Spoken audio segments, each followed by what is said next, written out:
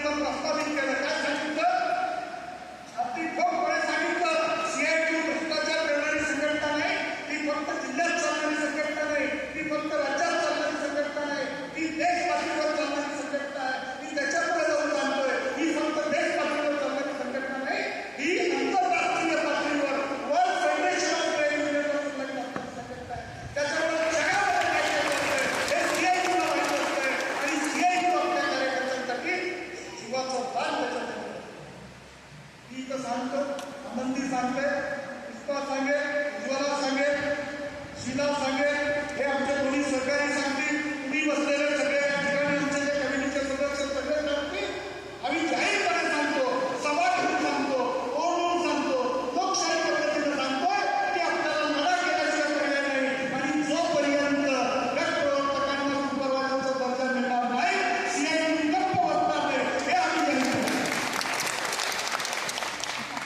आणि मग त्या कुटुंबांनी काय केलं? 10,000 रुपयाच्या बँकेत द्या, इथून द्या, तिथून द्या, असं करा. काही लोकांना दिलं. आता दिलेल्यानं दिलं म्हणलं तुमचं अवघड आहे.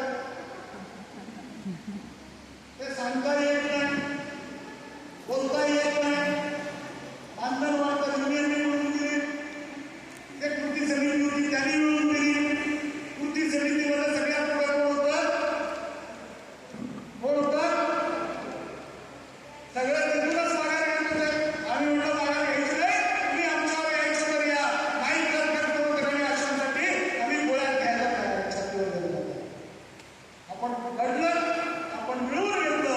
ते 10,000 रुपये तुला गेले ते माझं व्याज असं करू नका. तुम्ही जर 10,000 रुपये दिलेले असाल, तर रुचीनं दिलेला असाल, काय ट्रान्सफर केलेला असाल, 10,000 5,000 रुपये दिलेले असतील ते त्यांनी लागायची काय करायचं? 1,000 रुपये कुणी दिलेले असतील, तुमच्या जिल्ह्यामध्ये पोलीस कंप्लेंट करा त्याच्या नावानं, त्याचा सगळा खर्च सीआयटी करून घेईल. पोलीस कंप्लेंट करा. त्यांनी आम्हाला पिकवलं, त्यांनी आम्हाला सांगितलं, आमची ऑर्डर काढतो, 10,000 रुपये मिळून देतो, आमच्याकडून 100 रुपये घेते, त्याच्यावर पोलीस केस करा. अशा चोर लोकांकडून कधीही कामं होऊ आपण हे संघर्ष कशासाठी करतो? हा संघर्ष फक्त आपल्या इथं बसलेल्या लोकांसाठी करत नाही.